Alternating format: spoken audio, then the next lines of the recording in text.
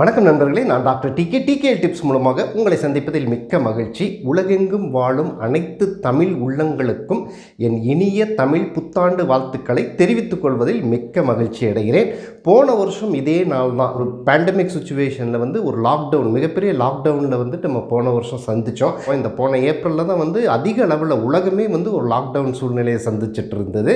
அதே மாதிரி தான் அந்த டைமில் நம்ம நிறைய இழப்புகள், அதாவது ஆக்சிஜன் பற்றாக்குறையில் நிறைய ஹாஸ்பிட்டல்ஸ் எல்லாமே ஃபுல்லு. நம்மளுடைய உறவுகளாகட்டும், நம்மளுடைய நண்பர்களாகட்டும், நம்மளுக்கு தெரிஞ்சவங்க நிறைய பேர் போன பேண்டமிக்கில் நம்ம இழந்திருப்போம். அவர்களின் ஆன்மா சாந்தியடைய அந்த எல்லாம் உள்ள இறைவனத்தைக் கொள்வோம்.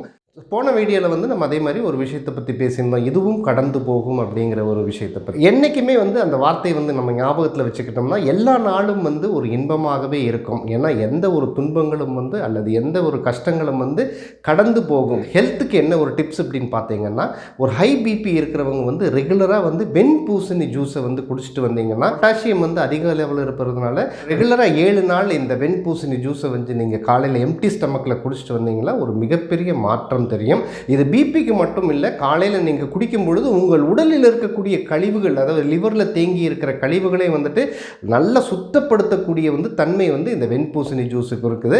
இந்த வெண்பூசணி ஜூஸஸில் நிறைய பலன்கள் இருக்குது. அந்த வீடியோ அதனுடைய முழு பலன்களையும் நான் இந்த வீடியோவில் கொடுத்துருக்கிறேன். அதனுடைய லிங்க்கை நான் என்னுடைய டிஸ்கிரிப்ஷன் பாக்ஸில் கொடுக்குறேன், வேணும்னா அதை பார்த்து தெரிஞ்சுக்கங்க. முக்கியமாக இந்த ஹை பிபி இருக்கிறவங்க இந்த வெண்பூசணி ஜூஸை குடிக்கும் பொழுது கண்டிப்பாக அவங்களுக்கு பிபி குறைந்து ஒரு நார்மலான லெவலுக்கு 7 நாளே வரும்.